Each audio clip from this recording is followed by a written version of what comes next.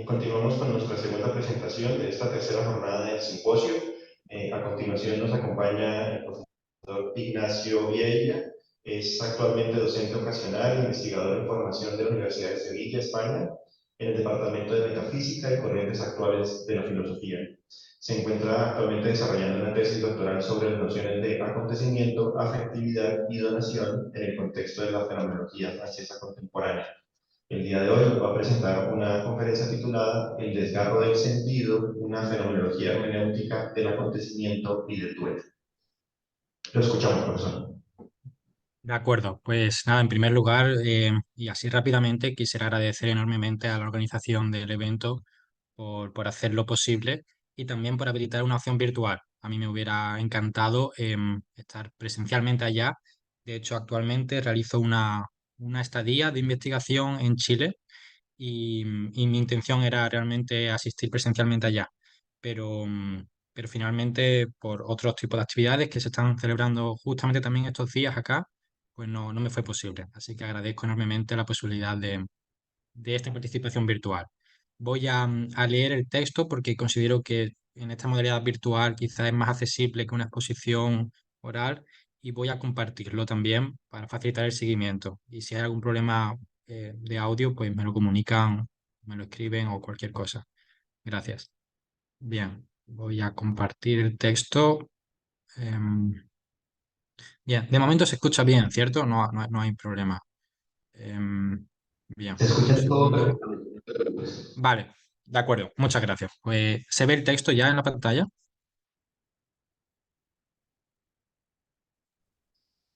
Debería Todo verse. está, lo estás compartiendo perfectamente. Vale, gracias, muchas gracias. Bueno, pues comienzo pues. Em, Tal vez algo que puedes hacer para que mejore la experiencia del Zoom de todos es ampliar los márgenes hasta el borde de la ventana de manera que se vea más grande. ya, Eso ya, mejoraría ok. la... De acuerdo, pues denme un segundo para ver cómo hacerlo. Ya. Eh, quizás así mejor, ¿cierto? Ahí está, muy bien, muchísimas gracias, perfecto. Ya, gracias, gracias. Bien, comienzo pues. Desde hace varias décadas, la fenomenología encuentra en Francia un espacio privilegiado de desarrollo y de expansión, así como un ambiente sumamente propicio para la creatividad. Dentro de este contexto, ha recibido especial atención la idea de acontecimiento y se ha dado gran importancia a la cuestión de la afectividad. No se trata de dos preocupaciones aisladas. La fenomenalidad misma de aquello que recibe el nombre de acontecimiento consiste justamente en afectarnos, y a su vez, nada nos afecta tanto como los acontecimientos. Son muchos los autores que dan cuenta de este interés por lo afectivo desde la fenomenología contemporánea o reciente. Sin embargo, en este trabajo, nuestra guía y referencia para pensar estas cuestiones será Henri Maldini y Claude Romanov. También se hace necesario hacer una aclaración de bastante importancia. Lo afectivo, tal como será tematizado en este trabajo, y ya que será pensado a la luz de una filosofía existencial como la de Maldini, habrá de ser distinguido de lo emocional. Es decir, pensar la afectividad no consistirá para nosotros, como si es el caso frecuentemente, en pensar sobre las emociones, sino que designará una dimensión de la existencia humana. Más en particular, la afectividad estará referida al existir en tanto transpasibilidad, por utilizar ya el término de Maldini. El concepto más presente o de mayor peso en estas nuevas fenomenologías es con toda probabilidad el de acontecimiento. Este estaría presente en las obras de Maldini, Jean-Luc Marion o Claude Romanov, por nombrar solamente algunos de los autores más emblemáticos. ¿Y qué es el acontecimiento para estas fenomenologías? Siendo breves y citando al profesor Patricio Mena, podríamos decir de entrada que un acontecimiento es, cito, aquello que se da en y por sí mismo, liberado de todo a priori que enmarque y condicione su donación, o como bien dice Maldini, ningún a priori determina la posibilidad del acontecimiento. Así, en líneas generales, ¿no? Podríamos decir que el acontecimiento para la fenomenología contemporánea supone o significa la experiencia del exceso, el exceso de sentido, ¿no? Que es uno de los temas que nos reúne en estas jornadas. Y el acontecimiento supone siempre un exceso de todo horizonte a priori de sentido, ya sea el de un eidos, ya sea el del horizonte de la precomprensión hermenéutica y por supuesto ya sea el horizonte de las condiciones de posibilidad de la experiencia y del objeto de la experiencia, ¿no? Pensando desde Kant. El acontecimiento habrá, ya lo desarrollaremos ahora, pero habrá de ser pensado como aquella experiencia siempre deslimitada o excedente con respecto a horizontes a priorísticos de sentido. Bien. Paso pues, ¿no?, a pensar esta cuestión del acontecimiento y su relación con la afectividad. Jocelyn Benoist, filósofo francés, nos invita a pensar la fenomenología francesa contemporánea como un esfuerzo por invertir el primado de la posibilidad sobre la efectividad, y creemos que este es un hilo interesante del que tirar para llegar a autores como Henri Maldinet. Ciertamente, las fenomenologías del acontecimiento se proponen pensar la fenomenalidad más acá de las condiciones que a ellas imponen. Por ejemplo, Jean-Luc Marion considera que el papel que juegan las categorías del entendimiento en la filosofía kantiana es justamente el de un condicionamiento metafísico de la fenomenalidad. Al parecer de Marion, aquello que se da es reducido a un estatuto objetivo, esto es, de objeto, a través de la exigencia de adecuación de lo dado, gegeben, a unas categorías. Si recordamos la filosofía kantiana, el objeto de toda posible experiencia exige la adecuación entre intuición y concepto, entre lo dado por la sensibilidad y las categorías del entendimiento, de forma y manera que, cito a Kant, los pensamientos sin contenido son vacíos y las intuiciones sin concepto son ciegas. Las categorías serían condiciones de posibilidad de los objetos de la experiencia posible. Recordemos una vez más una cita de la crítica de la razón pura. Lo que concuerda con las condiciones formales de la experiencia es posible. Ahora bien, ¿qué es una condición de posibilidad? Podemos analizar etimológicamente el término condición desde dos perspectivas. Por un lado, condición es condicio, que proviene de condicere, convenir. Así, condicio es lo convenido, esto es, lo que se dice o se muestra, dicere, conjuntamente. No resulta extraño, pues, que la objetividad, en tanto resultado de un condicionar, sea un convenir. Así, cuando hablamos de que algo es objetivo, hacemos referencia a que todos convenimos en ello. Por otro lado, la condición hace referencia a conditio, a condiciones. Esto es la preparación o incluso condimentación de algo. Condir es componer o condimentar. De este modo, cabe pensar en la conditio como el arreglo que se hace sobre algo, como cuando se condimenta un plato de comida. Por lo tanto, una condición de posibilidad sería, siguiendo este hilo conductor, aquel condimento o arreglo que algo requiere para ser posible. La condición es lo que define los límites de la posibilidad. De esta forma, para un pensar de la condición de posibilidad, como el kantiano, lo posible es lo condicionado. Lo posible es lo que está dentro del marco de lo posible, un marco definido por unas condiciones que son aquello que compone su propia posibilidad. Bien, cuando Benoist señala que la fenomenología contemporánea busca invertir el primado de la posibilidad, es necesario que pensemos que posibilidad se refiere a lo posible según unas condiciones de posibilidad, es decir, lo posibilitado. La fenomenología, en tanto que se propone liberar el campo de la fenomenalidad de condiciones que no permiten el mostrarse desde y por sí mismo de lo que se da, es un pensar a contracorriente de la posibilidad así entendida. Por eso, el acontecimiento es descrito frecuentemente como imposible. Como dice Maldini, su fundamento está más allá, disimulado en lo imposible. Bien, lo imposible escapa al horizonte de lo posible, y el acontecimiento de lo imposible le revela la estrechez de dicho horizonte. Decir que el acontecimiento es imposible es revelar que el acontecimiento es excesivo con respecto al horizonte de posibilidad, que pretendía prescribir la posibilidad, ¿no?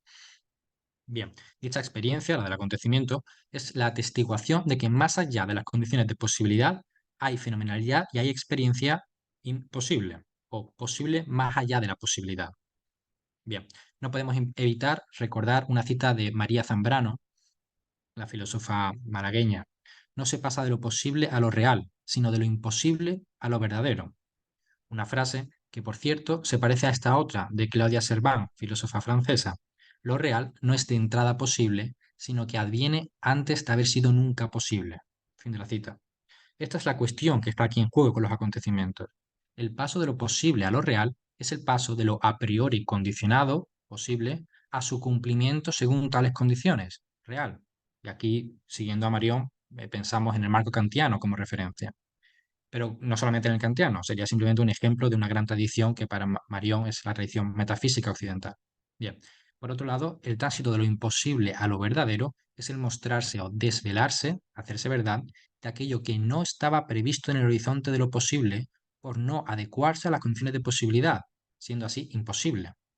Un fenómeno que se da sin principio de razón suficiente, o mejor dicho, desbordando el principio de razón suficiente, la causa, como la rosa de Silesius, que Heidegger citaba, o un fenómeno que se muestra incuantificable, es decir, rehuyendo o desbordando la categoría kantiana de cantidad, o un fenómeno que se da contraviniendo su aspecto ideal o eidos, son todos ellos ejemplos de fenómenos que se dan a contracorriente de una condición a priori, excediendo o desbordando en su sentido tales condiciones. Bien, siguiente punto, ¿no? Un acontecimiento es, pues, aquello imposible desde una perspectiva metafísica o condicionadora, aquello imposible desde el punto de vista de la objetualidad, pero desde un punto de vista postmetafísico o simplemente fenomenológico, un acontecimiento no es imposible, pues se da a pesar de no estar posibilitado, siendo así, y por usar la terminología específica de Maldini, transposible. Lo transposible se puede definir, por tanto, como lo que se hace posible desde sí mismo, aquello cuya posibilitación es katautos por sí misma. Su posibilidad no está inscrita de antemano en un horizonte. El acontecimiento abre su propia posibilidad. Lo transposible, lejos de estar articulado en un horizonte de sentido, lejos de estar articulado ya como posible en el horizonte del mundo fácticamente devenido, es el mismo articulante de sentido. Otras formas de nombrar lo transposible podrían ser lo imposible acontecido, lo imposible y sin embargo acontecido. Bien, esto no posible, imposible, por la forma vigente del mundo que sin embargo se da, se posibilita desde sí mismo, recibe el nombre en el pensamiento de Henry Maldini de transposibilidad. Y así la define Maldini, cito, aquello que se abre más allá de o más acá de todo lo posible y que desde la perspectiva del pensar positivista es imposible, es la transposibilidad. Fin de la cita. Pero el acontecimiento, como venimos indicando, no es solamente exceso, también es apertura. Esta apertura es lo que pretende pensar Maldini con el término de transposibilidad, posibilitación de lo posible al viento de la posibilidad misma de lo posible. Con respecto al mundo, cabe decir que, cito, su ser, sobre el cual nosotros cotidianamente no nos fijamos, es un acontecimiento adviento, siempre en camino y nunca ya llegado. Fin de la cita. Así, el acontecimiento, tanto transposible, es un estallido y un brotar, dice Maldini. Un estallido, el mundo en el que habitualmente confiamos vuela en pedazos, es un brotar, apertura de otro mundo. Por lo tanto, lo transposible designa lo que adviene posible frente a lo posible entendido como lo ya inscrito en el marco de lo posible, un horizonte de mundo. Pero sobre todo el acontecimiento designa aquello que adviene contra todo horizonte a priori. Él es lo imposible y sin embargo acontecido. Ahora bien, lo transposible es correlativo a aquello que Maldini llama transpasibilidad. Esta es la capacidad de un existente de recibir, acoger o hacer la experiencia de lo transposible. Es una capacidad incapaz o una capacidad que excede toda capacidad entendida como poder ser. Sein können. Se trata de esa apertura, cito, de esa apertura al acontecimiento que es más que una simple capacidad de sufrir o padecer aquello que arriba. Dice Maldini, pasible significa capaz de padecer, de sufrir. Se trata pues de una actividad, una capacidad de un responder a, pero que es correlativa a una pasividad, a una recepción, a un padecer. De esta manera, de manera esencial, lo pasible apela a una afección, a un ser afectado, donde ser afectado significa ser tocado, alcanzados en nuestra forma de ser y producidos en nosotros mismos, dice Maldini. Bien, el término afección lleva en su raíz el facere latino. Lo afectivo, lo que afecta, es aquello que hace algo en nosotros o con nosotros. Para esta fenomenología, lo afectivo sería el modo en que se nos dan las cosas mismas y el modo en el que el yo o la subjetividad adviene a sí misma a partir de tales encuentros con las cosas. La elección del término afectividad no está exenta de problemas, como también tuvimos ocasión de comentar al comienzo. Es importante no tomar aquí la afectividad en un sentido psicológico ni emotivo. No se trata de las emociones, sino de la transpasibilidad.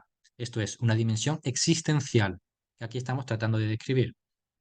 Si a pesar de la señalada dificultad creemos que es interesante hablar en términos de afectividad, ello es porque consideramos que la raíz latina del vocablo facere expresa perfectamente cómo la afectividad es esa capacidad pasiva o pasible por la cual somos tocados, afectados por las cosas, las cuales a su vez hacen algo con nosotros o en nosotros. En el caso del duelo lo veremos claramente. Bien, moviéndose en un terreno fenomenológico existencial, Maldini considera que lo propio de la existencia es su carácter pático. La vida es lo que nos pasa. por arriba, por abajo, por los lados, pero sobre todo lo que nos atraviesa. Esta dimensión pática es la de la vida que se padece, se siente, se sufre, se soporta. Pero este sufrir o padecer debe ser entendido como acogida, receptividad, exposición en sentido amplio.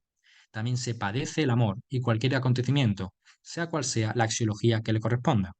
Lo pático es un ser afectado, un ser tocado por aquello que nos sale al encuentro desde su propia iniciativa y que puede, en su tocar, trastocar.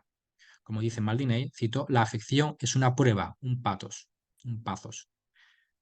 Bien, ser pasible, esto es la transpasibilidad misma, consiste en estar abiertos al horizonte, no del mundo, no del proyecto, sino de todo aquello que, cito, nos arriba sin ninguna determinación a priori, sin jamás haber sido preliminarmente posible. Pero esto significa que ser pasible, la transpasibilidad o afectividad, es la radical apertura dispensada de todo horizonte y desde la cual se hace posible todo horizonte. Bien, ahora me gustaría concretar estas consideraciones teóricas de estos filósofos en una experiencia concreta, como sería la de la experiencia del duelo, la de la pérdida del otro. Bien, la experiencia del duelo puede suponer, sin duda, un buen ejemplo de lo que entendemos por acontecimiento desde la fenomenología francesa contemporánea. Vamos a afrontar, pues, la tarea de anclar todo lo dicho sobre la afectividad en una experiencia particular. Para ello introduciremos algunas ideas de Claude Romanov sobre el acontecimiento del duelo, y a continuación exploraremos dos testimonios de carácter literario y autobiográficos sobre dicha experiencia. La tematización de dichos testimonios responde justamente a la intención de anclar todas nuestras reflexiones en el terreno de unas vivencias concretas, en el terreno de la vida vivida, que diría Pessoa, con el fin de identificar ahí o aquí las estructuras fenomenológicas de la afectividad y del duelo. Bien, la experiencia del duelo representa para Claude Romanov un caso ejemplar del acontecimiento y además de afectividad. En ella el existente se experiencia como adviniente, es decir, como siendo, en la conformación de su singularidad o mismidad, deudor del encuentro con los acontecimientos y con los otros. Y es que, ciertamente, con los acontecimientos, y ello es especialmente manifiesto en el duelo, se juega el viniente en su ipseidad, dice Romanov. Ya hemos tenido ocasión de señalar a lo largo de este trabajo que los acontecimientos afectan al existente, transforman y rearticulan su mundo, pero también su sí mismo más propio. Es por ello por lo que ante los acontecimientos no resulta tan acertado hablar en términos de sujeto, subjectum, cuanto de adonado, como hace Marión, o adviniente, como hace Romanov, es decir, aquel existente cuya mismidad e identidad no es un núcleo duro, inalterable y subyacente, como la substancia, subjectum, sujeto, sino que recibe su mismidad del encuentro con los acontecimientos y los otros, adviene a sí mismo a partir de tales encuentros. El existente es, pues, aquel que adviene a sí mismo a partir de dichos encuentros y que, por tanto, está siempre expuesto y abierto a un adviento de sí otro, distinto. Como dice Maldinei, con respecto a los acontecimientos, cito, nosotros conocemos con ellos. Es por todo esto que Romanov puede afirmar, refiriéndose al duelo, que, cito, acontecimientos así no nos sobrevienen simplemente desde fuera, dejándonos intactos, nos alcanzan en lo más íntimo, en el corazón de nuestros posibles, articulados en mundo, a partir de los cuales nosotros mismos nos comprendemos. Fin de la cita. De este modo, preguntarnos por el modo afectivo de ser del duelo es, entre otras cosas, preguntarnos lo siguiente, cito a Romanov, ¿en qué medida estos fenómenos, que en apariencia conciernen de entrada a los otros, pueden en efecto proporcionar una respuesta a la pregunta ¿quién soy yo mismo? Fin de la cita. La muerte del otro, que en principio es muerte del otro y solo de él, que solo a él le es propia, recordemos a Heidegger, y que solo a él concierne, ¿cómo llega a tocarnos, a afectarnos? ¿Cómo llega a tener una implicación fundamental en quiénes somos?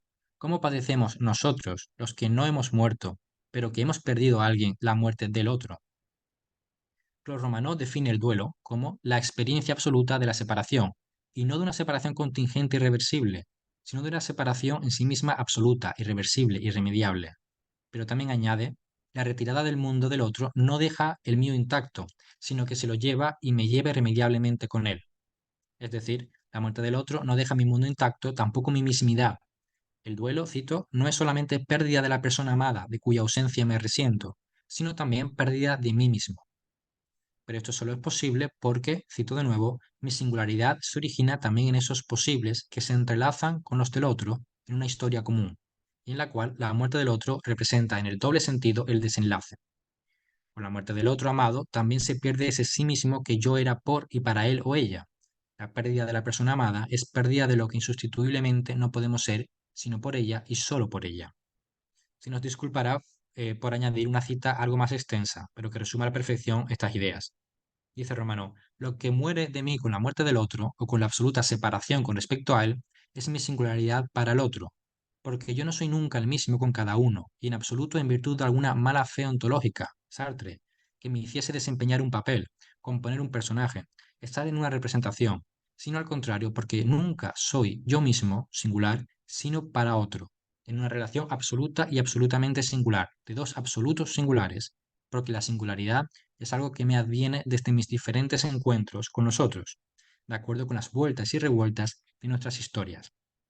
Se entiende así, fin de la cita. Se entiende así que también Judith Butler pueda sostener que, mientras pasamos por eso, por el duelo, algo acerca de lo que somos se nos revela, algo que dibuja los lazos que nos ligan a otros, que nos enseña que estos lazos constituyen lo que somos, los lazos o nudos que nos componen. No es como si un yo existiera independientemente por aquí y que simplemente perdiera a un tú por allá, especialmente si el vínculo con ese tú forma parte de lo que constituye mi yo. Fin de la cita. Por tanto, no, el exceso de sentido del acontecimiento, en el caso del duelo, implica una transformación profunda de la identidad de uno mismo. Y ahora pasamos ya en esta última parte a concretar estas ideas en los testimonios de Joan Didion, escritor y periodista estadounidense, y C.S. Lewis, ¿no? Escritor em, conocido, por ejemplo, por obras como La Crónica de Narnia y otras novelas. Bien, el libro que Joan Didion, bueno, y simplemente aclaro que Joan Didion perdió a su marido y C.S. Lewis perdió a su esposa. El libro que Joan Didion empieza a escribir tras la muerte de su marido, El año del pensamiento mágico, comienza con las siguientes frases. La vida cambia en el instante. Y añade, te sientes a cenar y la vida tal como la conoces termina. Antes de comenzar a pensar estas dos afirmaciones, simplemente señalaremos que hacen referencia a la circunstancia de la muerte del marido, porque éste falleció de un ataque al corazón mientras ambos se encontraban en casa cenando como un día cualquiera, ¿no? Por eso lo expresa ella de esta manera. Bien, la primera frase ya nos da una descripción perfecta del acontecimiento, porque dice, la vida cambia en el instante. Y es que, como decíamos, el acontecimiento es transformador. Es más, la recepción o acogida, el pazos o padecer que se hayan involucrados en el acontecimiento consisten siempre en un ser afectado. El acontecimiento hace, recordemos de nuevo el fakere, algo con nosotros, nos afecta. La experiencia, Erfahrung, es un viajar, fahren, de sí mismo a otro sí mismo trastocado o transformado. La vida cambia, dice la autora, y lo hace además en el instante. Esto también es interesante. El tiempo de los acontecimientos, la temporalidad que les es propia, no es la del cronos, el tiempo cronológico, sino que es el tiempo del kairos. Podríamos decir que el acontecimiento excede el tiempo cronológico. Si el tiempo cronológico es lineal, sucesivo, procesual y homogéneo, el kairos es el instante, el momento oportuno, una verticalidad que irrumpe puntualmente en la horizontalidad del cronos. El acontecimiento es cairológico porque no se deduce de momentos precedentes, porque carece de momentos precedentes. Un acontecimiento hace así época, es decir, hace epogé del tiempo. Su temporalidad es el instante. Prestemos atención también a que la autora no escribe la vida cambia en un instante. Esto no es lo que se dice, precisamente porque no se trata de un instante entre otros, sino que hablamos de un tiempo singular, irreemplazable, heterogéneo. Es el instante individual e individualizador que no se deriva ni articula en una trama de momentos sucesivos, sino que es articulante él mismo. La vida cambia en el instante a partir del cual se va a rearticular la vida, el instante que no es un momento temporal más entre otros, sino que le marca tiempo al tiempo, como dijera el poeta Salinas. Pensamos concretamente en aquellos versos de La voz a ti de vida que decían, ha sido, ocurrió, es verdad, fue en un día, fue una fecha que le marca tiempo al tiempo. Perdón. La segunda frase de Didion ahonda en estas cuestiones, pero desde una perspectiva algo diferente. Decía la autora, te sientas a comer y la vida tal como la conocías termina. Aquí sería pertinente que prestásemos atención a la tensión que se crea entre el acontecimiento y la cotidianidad o familiaridad de la escena que tiene lugar. De nuevo, esta tensión debe ser pensada como exceso. El acontecimiento excede los horizontes de cotidianidad y familiaridad. Bien, te sientas a comer como otro día cualquiera y entonces, en el instante, la muerte ocurre. Acontece en un pestañeo, de un momento a otro, o más bien en un salto, en un destello que tiene lugar entre un momento y el siguiente. En ese resquicio entre un momento y el siguiente acontece. Pero por otra parte, Didion afirma que la vida tal como la conocía termina. La vida del fallecido termina, sin duda, pero también la vida de ella tal como la conocía acaba. Es decir, con la muerte del otro amado, no solo él o ella se va. La pérdida es más amplia y compleja. Con su muerte también mi mundo, mi vida, tal como eran, se van. El acontecimiento, y en este caso el de la pérdida del otro amado, no deja mi mundo intacto. Un acontecimiento desarticula mi mundo, desarticula mis horizontes. C.S. Lewis también describe en términos similares la experiencia del duelo en lo que respecta a la transformación radical de la vida. Dice este autor, el acto de vivir es diferente, hay una rata aquí, es diferente de cabo a rabo. Su ausencia es como el cielo, extendida, difundida sobre todas las cosas. Fin de la cita. La ausencia se hace presente y el mundo mismo, en su totalidad, no se muestra ya sino desde la ausencia del otro. Comenta Lewis. Miro hacia el cielo de la noche. ¿Hay algo más cierto que en la inmensidad del espacio y del tiempo, si es que acaso me estuviera permitido buscarlos, nunca podría encontrar ya su cara, su voz, su tacto? El mundo no se revela, no se muestra ahora, sino como el espacio donde no podré ya nunca encontrar al otro. Al respecto, Romanó nos dice que el difunto es el que nos ha dejado, y no para ir a otra parte, sino porque es el tiempo mismo en el que estaba todavía presente lo que en adelante se ha convertido para nosotros en inaccesible. El tiempo no es el mismo, tampoco el espacio. Tiempo y espacio se muestran a partir de la muerte del otro, como los ahí donde ya no están el otro ni su mundo, tampoco nuestro mundo común. Tiempo y espacio se despliegan ahora atravesados por la ausencia. Voy a saltarme una parte para apurar un poco más el tiempo. Em, bien, y así avanzo ya hacia el final. Em, bien, la muerte del otro amado es, pues, también desajuste, desarticulación e incluso desmoronamiento de mi propio mundo, precisamente porque mi mundo no era autárquico, sino que era confluencia, mundo común. Del mismo modo, porque mi mismidad no era autárquica, porque quien yo era dependía también del otro, de quien yo era por y para el otro, por todo ello su muerte toca las raíces de mi propia identidad. Como dice Romano, el duelo no puede ser ese acontecimiento que le sobreviene a los supervivientes, sino porque la muerte del otro reconfigura todos mis posibles propios, lo cual implica que mis propios posibles nunca son separables de los seres con los cuales estoy en deuda. De nuevo, podemos recurrir a las palabras de Judith Butler para ejemplificar la cuestión. Cito: cuando perdemos algunos de estos lazos que nos constituyen, no sabemos quiénes somos ni qué hacer. En un nivel, descubro que te he perdido a ti solo para descubrir que yo también desaparezco. En otro nivel, tal vez lo que he perdido en ti, eso para lo que no tengo palabras, sea una relación no constituida exclusivamente ni por mí ni por ti, pero que va a ser concebida como el lazo por el que estos términos se diferencian y se relacionan. Fin de la cita. Y procedo ya con las conclusiones. Muy brevemente. En un sentido bastante literal, podría decirse que la importancia de los acontecimientos es algo que cae por su propio peso, y es que es propio de los acontecimientos la gravedad, no física, sino, digámoslo así, existencial. Caen sobre nosotros, sobre nuestra vida, y hunden un punto en el espacio y el tiempo, haciendo algo con nosotros y con nuestro mundo, no dejándonos intactos, afectándonos. De este modo, la afectividad define la relación que el existente mantiene con los acontecimientos, una relación caracterizada por ser de tal modo que el sujeto pierde la iniciativa en el encuentro que hace o padece con los acontecimientos, porque es excedido precisamente por ellos. No quisiéramos terminar sin destacar algo. No hemos de olvidar que la fenomenología, ya lo decía Husserl, se debe a la doxa del mundo de la vida en su despreciada relatividad. Así, es necesario no perder de vista que la fenomenología es una filosofía profundamente vinculante. Ella habita en la proximidad de la vida vivida, la cual es también vida padecida, vida sufrida. Muchas gracias.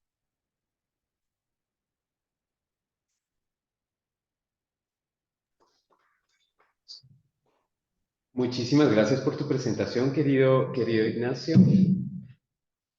Vamos a dar paso a las preguntas. Por acá tenemos una, por favor. Mientras se animan. Olá, Ignacio. Bom dia. Prazer escutar.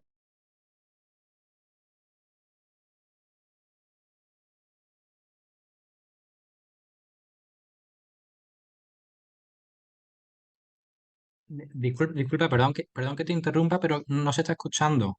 No, no sé si soy solo yo. ¿Con este escuchas mejor? ¿Qué tal nos oyes ahora? Ya, con ese micrófono que están usando ahora sí se escucha. Ah, Con bueno, este. perfecto. ¿Sí? Sí, ya nos Con escuchamos. este. Hola Ignacio, ¿me escuchas ahora? Sí, fue un placer escucharte. Eh, Ahora me acuerdo que más o menos en el final del libro Tarsilo e la Folie, Anjinotinei, hay una descripción sobre la melancolía y la esquizofrenia, como una, o la esquizofrenia melancólica, ¿no? Como una pérdida de la transpasibilidad, ¿no? Así. Y después estaba acá pensando también en el concepto de duelo que encontramos en psicoanálisis, ¿no? Duelo y melancolía. Estaba acá pensando sobre ese punto, si hay, qué relación podemos hacer entre la transpasibilidad y el duelo, si no hay ahí una condición, ¿no? Empezó presentando, ¿no? Para hablarnos del duelo, porque en el caso de la esquizofrenia melancólica, justamente hay algo que pasa en la transpasibilidad, ¿no? Para el como que eso se cierra, ¿no? Esta abertura se cierra de algún modo, ¿no? ¿Cómo piensas eso? Muchas gracias. Ya, de acuerdo. Muchísimas gracias por la pregunta porque da con varias cuestiones clave, ¿no? de estos temas.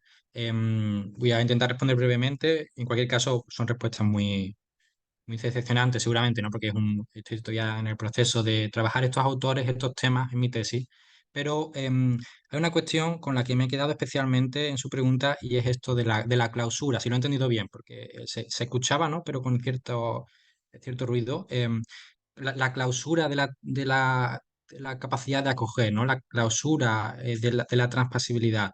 Y hablaba creo que de la melancolía, ¿cierto? Al comienzo de la pregunta puede ser. Maldini, que también discute con psicólogos, psiquiatras y con el psicoanálisis, él habla mucho de la psicosis en general y de la melancolía y la depresión en particular. Y claro, y los piensa como momentos en los que precisamente el existente encuentra una clausura de su capacidad de hacer el encuentro con las cosas, de hacer el encuentro con los acontecimientos. Y esta es una cuestión muy interesante. Yo hablaba de la afectividad, del ser afectados, etcétera. Pues precisamente este es un autor que hace tanto hincapié en estas experiencias em, para, de una manera, describir negativamente la transpasibilidad, porque piensa en la melancolía, pensemos en la depresión, como efectivamente esos momentos existenciales donde uno no puede ser tocado, ni por supuesto trastocado, afectado por las cosas, ¿no? Y eso le sirve a Maldini para precisamente describir, aunque sea negativamente, en qué consiste la transpasibilidad. Em, Luego, con respecto al psicoanálisis, ¿no? Y el duelo, sí, sin duda hay, claro, muchísima relación, muy trabajado esta cuestión por el psicoanálisis. Yo reconozco mi gran ingenuidad con respecto al psicoanálisis, no sé mucho del tema. Estuve leyendo también, bueno, sigo en ello, algunas cuestiones de Freud en la relación entre duelo y melancolía, ¿no? Para preparar también estas cuestiones, sigo en ello. Em, pero a mí personalmente, sobre todo este énfasis que a veces se ve en Freud por pensar el duelo como pérdida de un objeto en el que uno en cierto modo se ha proyectado, se proyecta, em, es algo que me ha interesado menos, ¿no? En ese sentido, me ha interesado más, al menos actualmente, en este momento de la investigación, esta cuestión de pensar el duelo em, desde la perspectiva de ese mundo común, ¿no? En el que hace hincapié Romanov, en el que hace hincapié Judith Butler, esos lazos y la pérdida de ese mundo común, ¿no?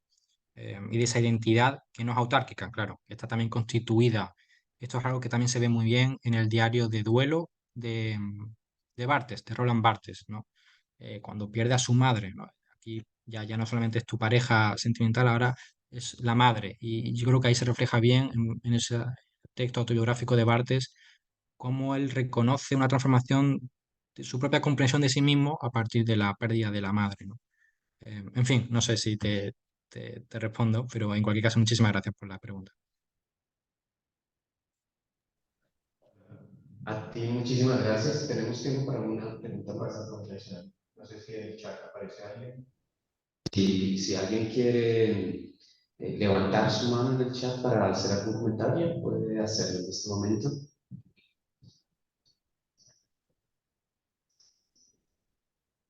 Bueno, pues querido Ignacio, muchísimas gracias por tu presentación. Un saludo desde Medellín y le damos paso al siguiente ponente. Mil gracias. Un saludo. Gracias a ustedes. Un saludo.